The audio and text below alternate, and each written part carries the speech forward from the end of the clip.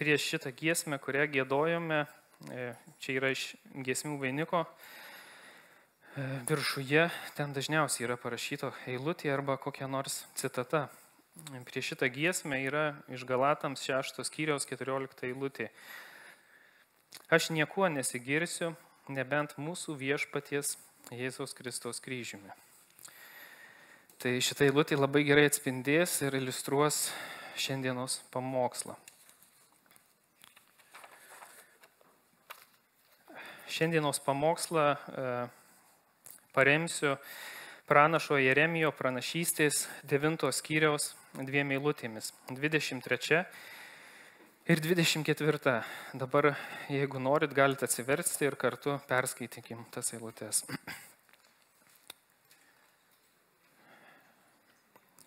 9 skyrius Jeremijo pranašystės 23 ir 24 eilutės. Taip sako viešpats. Išmintingasis ten nesigiria savo išmintimi, stiprusis savo stiprybę, o turtingasis savo turtais. Kas nori girtis, tegul giriasi, kad supranta ir pažįsta mane, kad aš, viešpats, kuris vykdau malonę, teismą ir teisingumą žemėje, nes tai man patinka, sako viešpats. Amen. Pasimelskim prieš pradėdami. Dieve, Tėve mūsų, kuris esi danguje, dėkojam tau, Dieve, už tavo žodį. Dieve, tu sukūrei ir ausį, sukūrei ir burną, todėl prašom palaimink kalbančią burną ir palaimink klausančias ausis. Dėkojam tau, Dieve, už tavo žodį, kad jis mums yra maistas, kuris gali išgelbėti mūsų sielas. Ir palaimink šiandienos pamokslą viešpatie ir mus visus. Ir virš visko prašom, Dieve, kad būtų tavo gailestinga ranka per tavo sūnų Jėzų Kristų. Amen. Šiuo metu bendruomenėje visi kartu keliaujame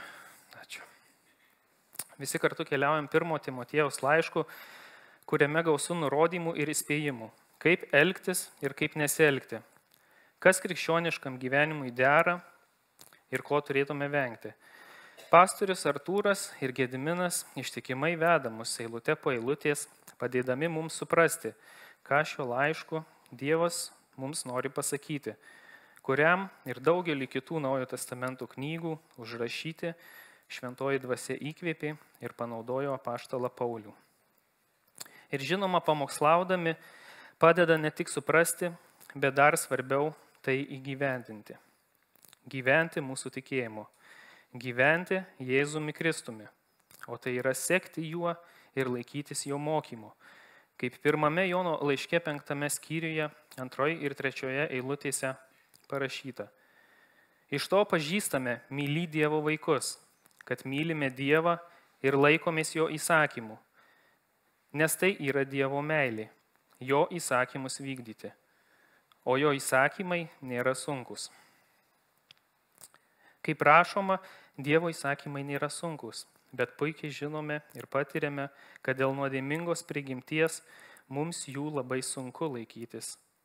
Jei nesakiame Kristumi ir neklausome ir nevykdome jo žodžių, atsidūrėme didelėme pavojuje prarasti krikščionišką sūrumą ir supanašėti su netikinčiaisiais, kaip sėkla kritusi tarp erškėčių, tais, kurie išgirdo, bet toliau eidami buvo nusmelkti rūpesčių, turtų bei gyvenimo malonumų ir neduoda subrendusio vaisiaus.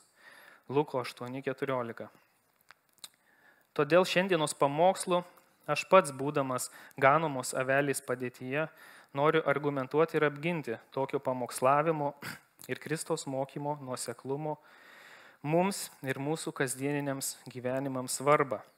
Nes juk mums, nusidėjėliams, kuriuos iš begaliniais meilės išgelbėjo Jėzus Kristus, turėtų iš pakeistos širdies ir dėkingumo jam kilti troškimas būti sėkla nukritusi į gerą žemę, tais, kurie klauso žodžio, išsaugo jį tyroje ir geroje širdyje ir duoda vaisių kantrumu. Luko Evangelija 8:15. Ir tai šiandien pabandysiu padaryti iškeldamas tokį klausimą. Ką apšviečia mūsų gyvenimas? Šį klausimą galima perfrazuoti taip. Ką tavo gyvenimas, tavo elgesys, tai kaip tu viską darai ir skirstai laiką, pastangas ir siekius, pasako apie tave? Ką iš to būtų galima spręsti apie tave? Taigi, ką turėtų apšviesti krikščionio gyvenimas? Ir pabandysiu pasinaudodamas tomis dviejomis Jeremijo pranašystės eilutėmis atsakyti, kad tai turėtų būti pakeistas gyvenimas. Arba kitaip, paklusnumas Kristui, kylantis iš paties Kristaus, iš jo gyvenimo pavyzdžio ir Evangelijos jėgos. Paklusnumas kylantis iš dėkingumo. Dar geriau, nei aš pats galiu sugalvoti, paklusnumo svarba labai gerai apibrėžta viename katekizme, iškeliant štai tokį klausimą. Cituoju. Jei esame išganyti ne už savo nuopelnus, o iš malonės per Kristų, kodėl turime daryti gerus darbus? Ir į šitą klausimą atsakant. Todėl, kad Kristus mus atpirkė savo krauju, šventąja dvasia daro panašius į savo atvaizdą, kad pasirodytume visų gyvenimų dėkingi Dievui už jo geradarystės ir tuo jį pašlovintume. Be to, kad spręsdami iš savo gerų darbų vaisių būtume tikri savo tikėjimu ir šventų gyvenimu laimėtume savo artimą Kristui. Citatos pabaiga. Manau, čia labai gerai apibrėžtas šitas paklusnumo svarba ir kodėl mes turime elgtis. Ir šios motyvacijos labai svarbu nepamiršti, kalbant apie paklusnumą, ir turėkime tai galvoje viso pamokslo metu. Taigi, ką apšviečia krikščionių gyvenimas? Grįžkime prie teksto. Jeremijo 9 skyrius 23-24 eilutės. Taip sako viešpats, išmintingasis te nesigiria savo išmintimi, stiprusis savo stiprybė, o turtingasis savo turtais. Kas nori girtis, tegul giriasi ir supranta, kad pažįsta mane, kad aš viešpats, kuris vykdo malonę, teismą ir teisingumą žemėje, nes tai man patinka, sako viešpats. Šiandienos teksto struktūra tokia, jog viena eilutė pasakoma, kuo nereikėtų girtis, o kita, kas turėtų būti pasigyrimo objektas, jei tai norima daryti. Įdomu, kad pagrindinis teksto veiksmažodis girtis šiame tekste, išvertus iš originalios hebrajų kalbos, reiškia šviesti. Senajame testamente jis dažnai naudojamas ir verčiamas kaip girti, šlovinti, aukštinti. Tai ko gero dažniausiai surandamos šio žodžio reikšmės. Bet paprasta veiksmažodžio forma reiškia šviesti. Ir manau, tai nuostabu, nes mums padeda labiau suprasti tų žodžių reikšmę. Kad mūsų veiksmai, tai ką mes darome ir kaip gyvename, šviečia. Tai yra kažką sako ir nurodo į kažką. Tokiu būdu ir iškėliau klausimą, ką apšviečia mūsų gyvenimas. Prieš keletą savaičių pas mus pamokslavęs Audrius Biekša mus padrąsino primindamas mums, jog mes turim tobulą užnugarį. Tai yra patį Jėzų Kristų, kuris už mus meldžiasi ir supranta, žino, kas vyksta ir padeda mums. Ir aš buvau labai nustebintas, kai jis pradžioje pamokslo panaudojo teatro scenos paveikslą. Kad yra pagrindinė scena ir yra užkulisiai, kur vyksta ne ką mažiau, o gal net svarbesnis veiksmas. Buvau nustebintas, nes žinodamas iš anksto, kad šiandien pamokslausiu, apie pamokslą galvojau jau ilgai ir mano galvoje sukosi lygiai toks pats palyginimas. Tik aš apie šį pavyzdį galvojau iš priešingos pusės. Audrius mus padrąsino primindamas, kad yra užkulisiai ir dvasinė kova ir nuostabu, jog mes joje turime kaip užtarėję patį Jėzų Kristų. Ir tai be galo svarbu ir šios dienos pamokslo kontekste, nes mes kartais būname linkę supainioti porą dalykų, įsileisdami pragaištingą mintį, jog jei tinkamai elgsimės, būsime primtini Dievui ir mūsų dvasinis gyvenimas bus stabilus. Bet yra priešingai. Pirmiau turime kovoti krikščionišką dvasinę kovą, o jos rezultatai atsispindi mūsų gyvenime ir mūsų elgsenoje. Ir vis dėlto šiandien bandysiu paliesti matomą scenos pusę, tai yra mūsų gyvenimą. Mano paveikslas būtų toks. Sugrįžkime dar kartą į teatro sceną.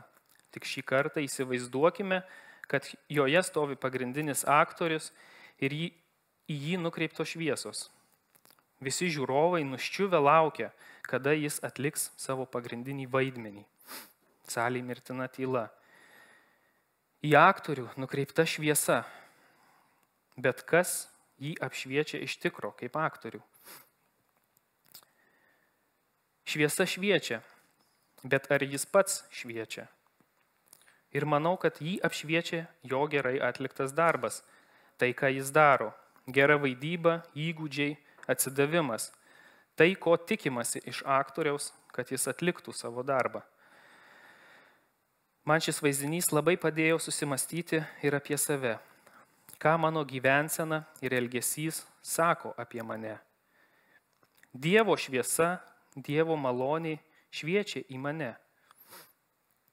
Per Jėzų Kristų ji visiems apreikšta. Ji apšvietė ir mano gyvenimą ir gali apšviesti kiekvieno čia esančio ir kiekvieno pasaulyje, kuris tiki į jo sūnų Jėzų, kuris pats Jėzus Kristus ir yra didžiausia pasaulio šviesa. Kaip Jono Evangelijoje, 1 skyriuje, 9 eilutėje, jis ir vadinamas šviesa. Buvo tikroji šviesa, kuri apšviečia kiekvieną žmogų ateinantį į pasaulį. Ir kiekvienas žmogus gali joje gyventi, kuris tiki, atgailauja dėl savo nuodėmių ir įsileidžia jį į savo širdį ir gyvenimą kaip viešpatį ir valdovą. Dievo šviesa šviečia į mane, bet ką apšviečia mano veiksmai, mano gyvenimas? Ar mano gyvenimas šviečia, kad aš esu Kristaus? Šis klausimas man suformuluoja prielaidą, kad iš mano gyvenimo, iš to, kaip mes gyvename, kaip elgiamės, galima bent kažkiek spręsti apie tai, kas mes esame, kas mums svarbu, ką mes garbiname. Laiškas Efeziečiams 5 skyrius 8 eilutė. Juk kadaise jūs buvote tamsa, o dabar esate šviesa viešpatyje, tad elkitės kaip šviesos vaikai. Apaštalas Paulius sako, kad jei esame Kristaus, tai turėtų atsispindėti mūsų gyvenime. To pačio skyriaus 5 eilutėje jis mus vėl ragina. Tad rūpestingai žiūrėkite, kaip elgėtės, kad nebūtumėte kaip neišmintingi, bet kaip išmintingi, branginantys laiką, nes dienos yra piktos. Vėl, galbūt jau kažkiek įkyrėdamas klausiu, ką apšviečia mūsų gyvenimas. Mano nuomonė, šios porą pranašo Jeremijo eilučių padės mums bent kažkiek save ištirti ir atsakyti į šį klausimą. Dar kartą noriu perskaityti. Taip sako viešpats, išmintingasis te nesigiria savo išmintimi, stiprusis savo stiprybę, o turtingasis savo turtais. Kas nori girtis, tegul giriasi, kad supranta ir pažįsta mane, kad aš viešpats, kuris vykdau malonę, teismą ir teisingumą žemėje, nes tai man patinka, sako viešpats.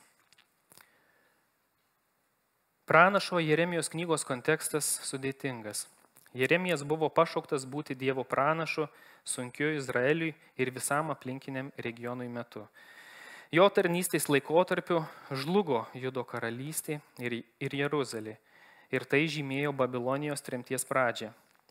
Jeremijas visą tai pranašavo tautos vadovams ir ragino atgailauti ir gręžtis nuo stabų garbinimo, aklo šventyklos garbinimo kulto. Daug kalbėjo, kad ne Dievas kaltas dėl Judo žlugimo, bet už tai buvo atsakingi patys žmonės ir jų politiniai bei religiniai lyderiai. O šie dėl to Jeremijo nekentė. Nekartą bandė jie nužudyti. Jie nenorėjo jo klausyti. Nenorėjo klausyti ir garbinti Dievo. Nenorėjo paklusti ir gręžtis nuo savo nedorų darbų, o pasitikėjo savo išmintimi, stiprybė ir turtais ir juos garbino. Ir mūsų šiandienos eilutės nuskamba to kontekste. 9 skyriuje Jeremijas, liedamas apmaudą ir apgailestaudamas dėl to, jog tauta nenori klausyti ir garbinti viešpaties, šiuose eilutėse pasako, kas yra tikroji tautos ir žmogaus šlovė. Sakydamas, kuo girtis arba ką garbinti yra tuščia, tai yra žmogiška išmintis, stiprybė, arba dar kitaip galima pavadinti valdžia, įtaka, karo ar politiniais pergalės, ar turtai. Ir atsakydamas, kas iš tikrųjų yra tautos ir žmogaus pasigyrimo ir garbinimo objektas. Tai yra Dievas. Tai, kad jie pažįsta Dievą, supranta, kad jis teikia malonę, nuo jo viskas priklauso ir jis viskuo aprūpina, tame tarpe išmintim, stiprybė ir turtais. Jis viską teikia, nes tai jam patinka, jei tik mes gręžiamės nuo nuodėmės, nuo pasitikėjimo savimi į pasitikėjimą Dievu. Šios eilutės buvo labai aktualios Jeremijo laikais ir jos yra labai aktualios ir šiandien. Manau, jos buvo ir yra aktualios visais laikais nuo tada, kada įvyko nuopolis. Mes kiekvienas savo gyvenimu kažką garbiname. Arba garbiname Dievą, arba kitus dalykus. Todėl dabar pabandykime trumpai pažiūrėti į abi eilutes paeiliui. 23 eilutė. Jos dėstymo dalį dar pavadinau taip. Žmogaus išminties kvailumas, žmogaus stiprybės bejėgiškumas, žmogaus turtų bevertiškumas. Skaitykime. Taip sako viešpats. Išmintingasis ten nesigiria savo išmintimi, stiprusis savo stiprybę, o turtingasis savo turtais. Šioje eilutėje pateikti 3 dalykai, kuriais jis ragina nesigirti, manau, yra vieni kertinių pasaulyje Dievo suteiktų resursų, kuriais mes naudojamės tvarkydamiesi žemėje. Patys tie dalykai savaime nėra blogi. Patarlių knygoje net galime rasti šių dalykų daug teigiamų aspektų, kai jų siekiame geroje šviesoje, kai visa ko priešais eina viešpaties baimė ir pagarba jam. Bet mes dažnai linkę labiau išaukštinti juos savo gyvenimu, o ne Dievą. Ir jie mums tampa blogu dalyku, kai mes jų pačių trokštame labiau nei Dievo ir jo pažinimo. Tik tam, kad įtvirtinti savo išmintį, savo jėgą, savo turtus. Nei kad verčiau visų tuo pirmiausia laikyti Dievą, kaip mus moko didžiausias įsakymas. Mylėk viešpatį savo Dievą visa savo širdimi, visa savo siela ir visų savo protu. Mato 22:37. Tie 3 dalykai šioje eilutėje yra išmintis, dar galėtume pavadinti protingumu, gebėjimu mąstyti, protauti, kurti. Antras - stiprybė, tai galia, jėga, įtaka, įvairiausių rūšių valdžia įvairiausiuose gyvenimo kontekstuose. Ir trečias - turtai. Dar galėtume pavadinti tiesiog žemiškais resursais. Ir visose šitose srityse mes išduodame Dievą, išmainome jį į tuos dalykus. Dabar pažiūrėkim į kiekvieną trumpai. Išmintis. Pradžios knygoje Ieva pamačiusi, kad uždraustas vaisius ne tik tinkamas maistui ir žavus akims, bet ir teikia išminties, netikėjo tuo, ką jai viešpats sako. Netikėjo tuo, kad tai, ką jai viešpats sako, yra pilnai pakankama ir nusidėjo kartu su Adomu ragaudami vaisių. Išdidumas žinoti ir patiems spręsti arba gyvatės žodžiais būti tokiems kaip dievai ir pažinti, kas gera ir bloga, mus sugundo ir mes nusidedame galvodami, kad viską suprantame ir patys esame savo likimo kalviais. Norime patys žinoti ir tada patys nuspręsti. Nenorime pasitikėti Dievu, kuris mūsų kūrė, o patys kontroliuoti situaciją. Valdžia. Vėliau matome vieną iš kertinių žmonijos lūžių, kai jie nenorėjo išaukštinti viešpaties, o panoro įtvirtinti žemėje savo valdžią, pademonstruoti savo galią, pastatydami tam simbolį Babelio bokštą. Jie norėjo patys įprasminti savo vardą ir jėgą, o nesitenkinti Dievo jiems suteiktų statusų kaip kūriniams ir negarbinti jo. Šiandien, manau, tą pastebėti taip pat labai nesunku stebint, koks susiskaldęs pasaulis ir kiek daug vyksta karų ir konfliktų. Daugelis trokšta įtvirtinti savo valdžią, savo taisyklės ir jėgą ir primesti ją kitiems, bet mažai kas trokšta ieškoti viešpaties, jo valios, ramybės ir taikos. Apie tai šiandien puikiai iliustravo ir 55 psalmė. Ir galiausiai turtai. Paskutinėje Senojo testamento knygoje Dievas per pranašą Malachiją kreipėsi į savo tautą ir bara juos dėl to, kad jie nesilaiko jo žodžio ir paniekina jį savo kabutėse garbinimu. Vietoj to, kad aukotų tobulus ir visokiojopai sveikus patinus, kaip jiems buvo įsakyta įsakyme, jie ant aukuro atnešdavo luošus ir ligotus gyvulius. Jie pasidavė godumui ir pradėjo gailėti geriausių gyvulių. Manau, panašiai ir mes šiandieną apimti godumo pridarome baisių dalykų. Pykstamės, skaldomės, neatleidžiame, nematome ir būname apatiški silpnesniam ar stokojančiam ir kas liūdniausia neretai ir pasišaipom iš jų. Išduodame draugus, nebesikalbame su giminaičiais dėl paveldėjimo mirus kuriam nors šeimos nariui.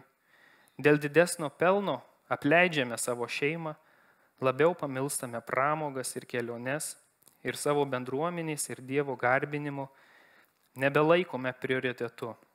Ir taip toliau ir panašiai. Šitas sąrašas, manau, yra labai didelis. Galiausiai tampame viskuo nepatenkinti ir nusivylę.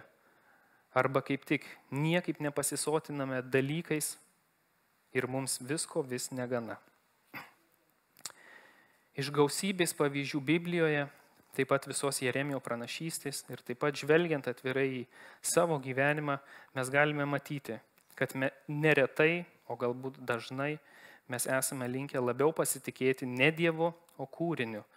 Trokštame turtų, galios, valdžios, išminties, kad galėtume pasipuikuoti prieš save, prieš kitus ir klaidingai galvojame, kad tai mums gali suteikti pasitenkinimą, saugumą ar mus išgelbėti kritiniai situacijai. Ir Dievas per pranašą Jeremiją mums sako nesigirti šiais dalykais, arba kitaip sakant, nelaikyti to savo gyvenimo pamatu ir tai, kuo mes labiausiai pasitikime ir giriamės, ir kad tai mūsų negali patenkinti, apsaugoti ir išgelbėti.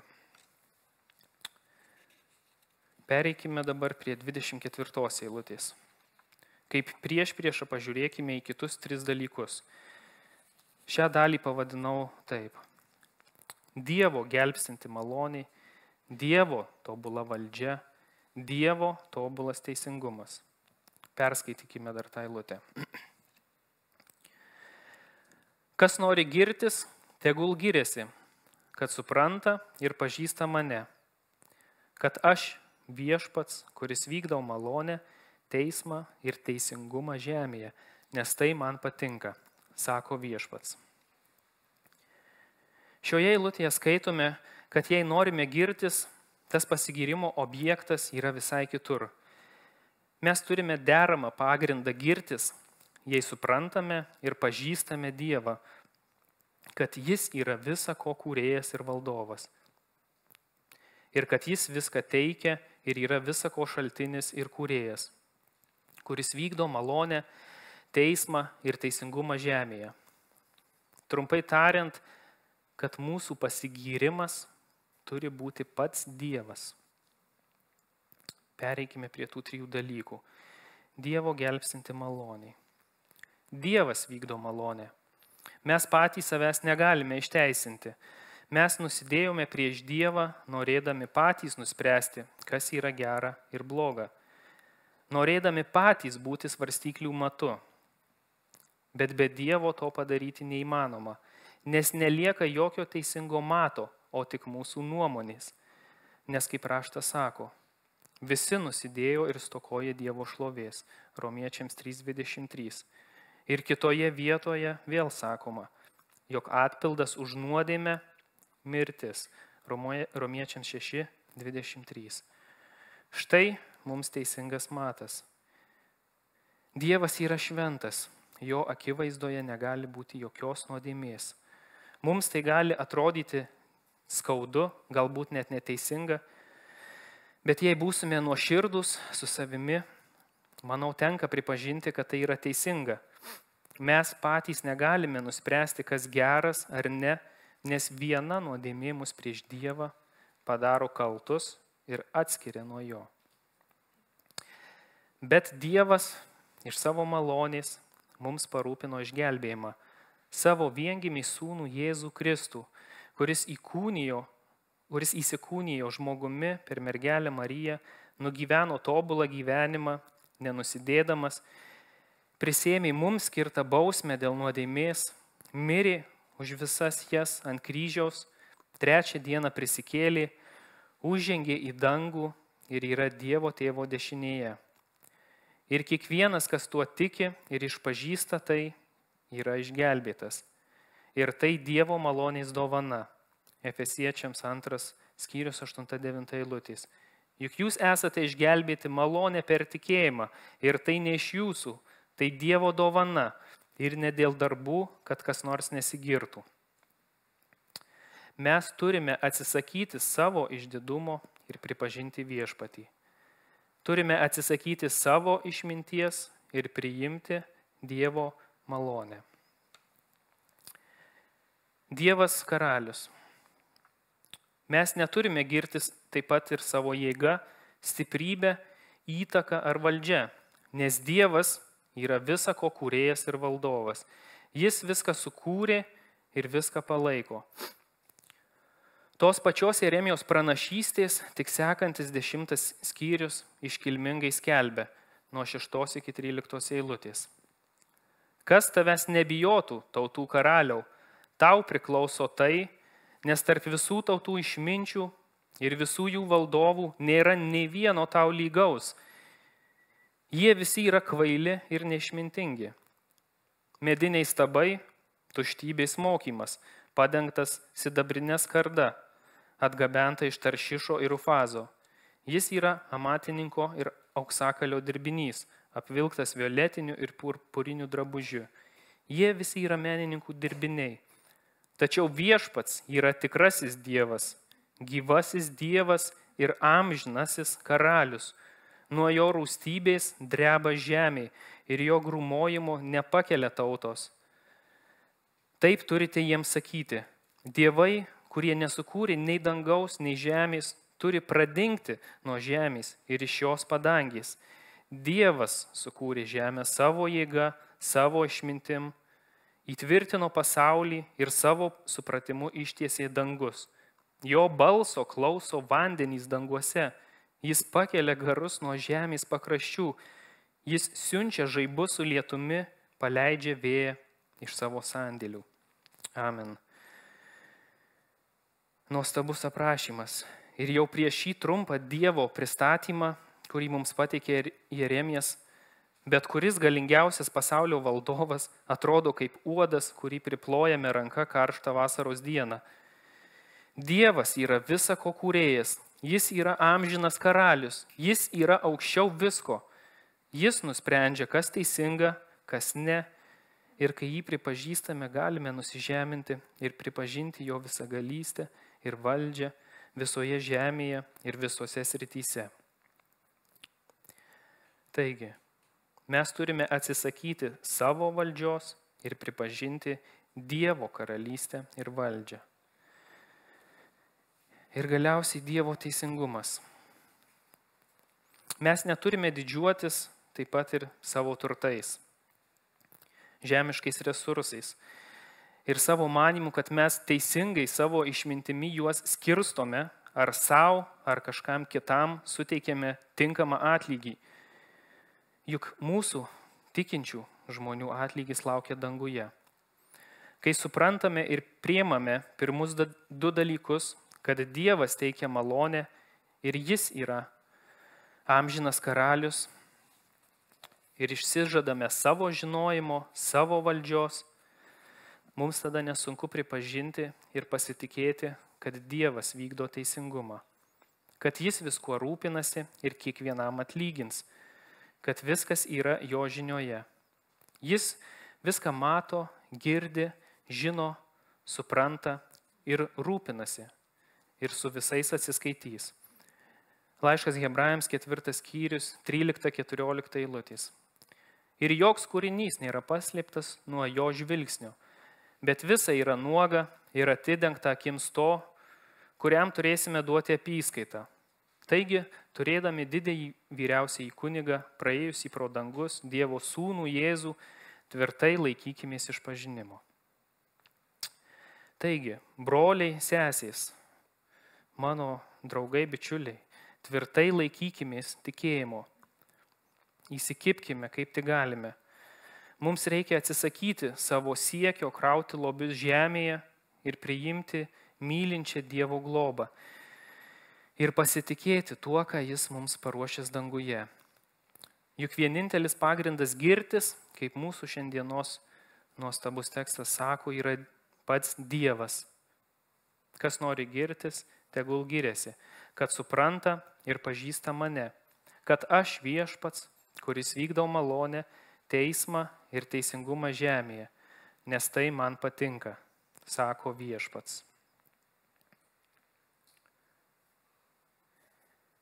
Prieš užbaigiant pamokslą noriu pakviesti dar trumpai susimastyti ir dar kartą grįžti prie klausimo, ką apšviečia tavo gyvenimas.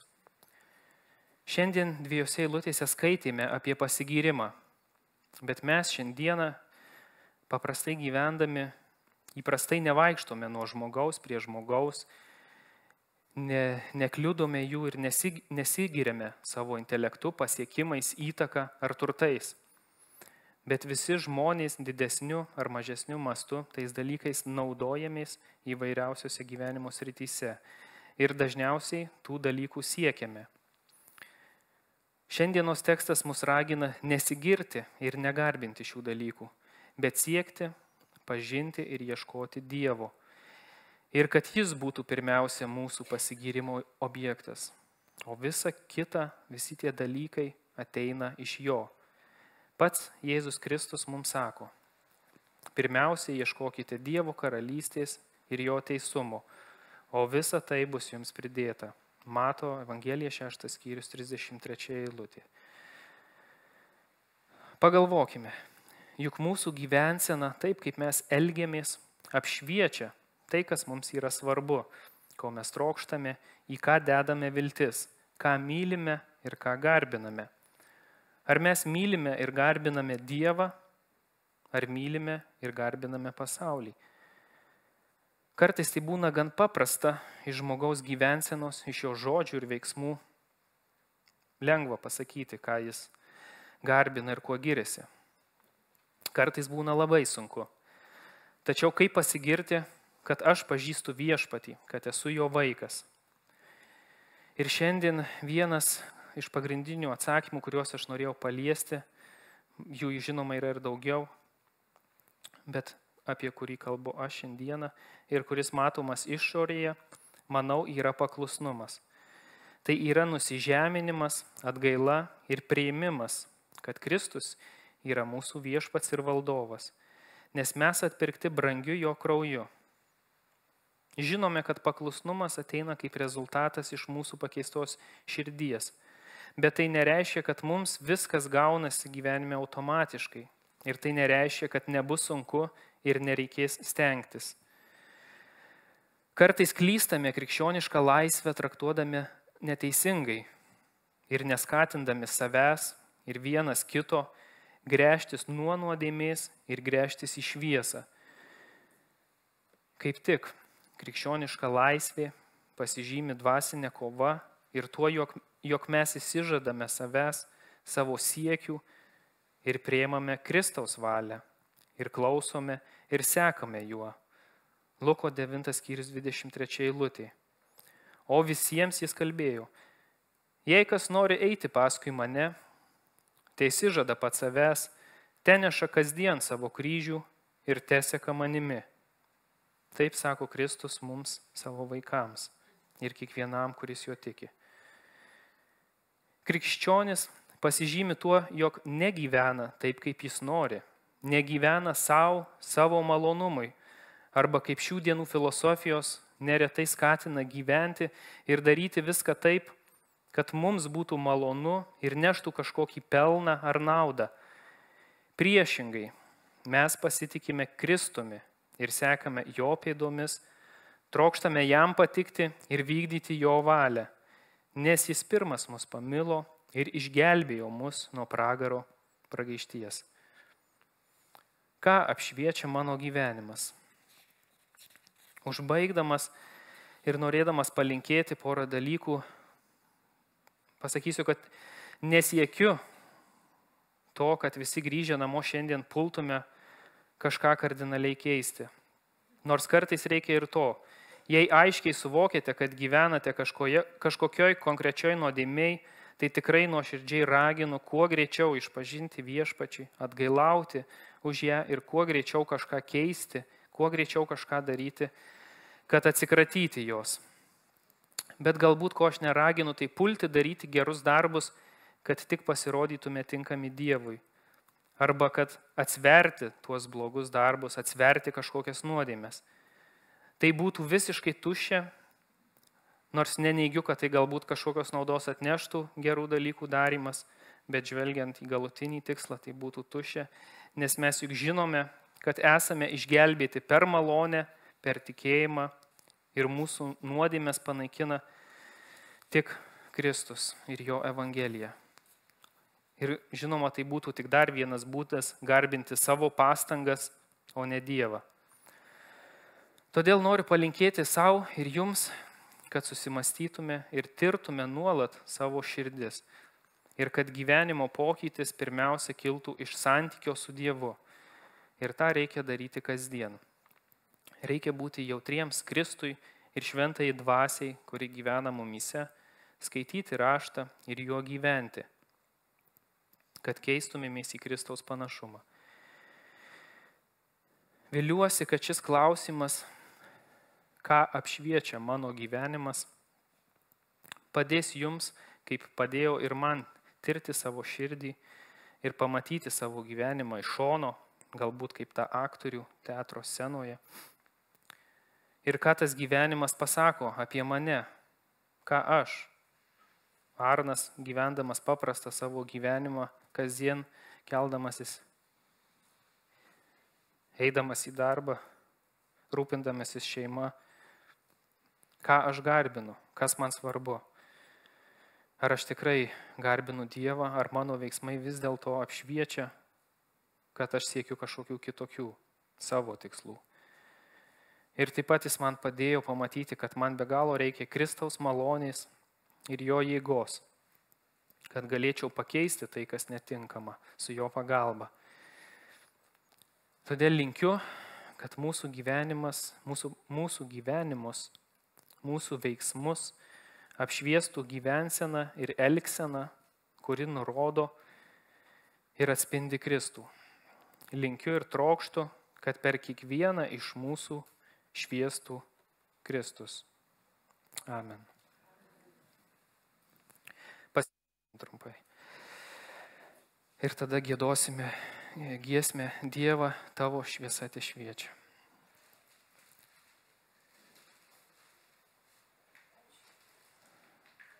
Tėve mūsų, kuris esi danguje, šlovinam tavo šventą vardą, nes tu, Dieve, esi vienintelis karalius, amžinasis karalius, kaip šiandien skaitėme.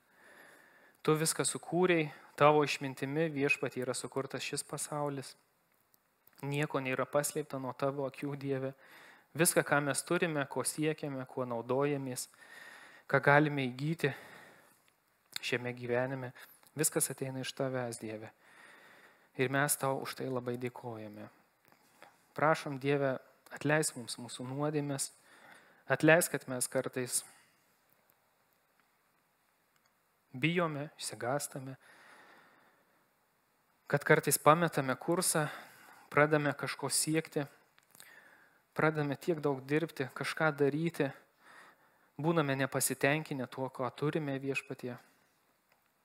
Ir kartais nepastebint, atsitinka taip, kad mes garbinam kažkokius stabus savo pastangas, savo veiksmais garbinam tuos mūsų siekius, Dieve.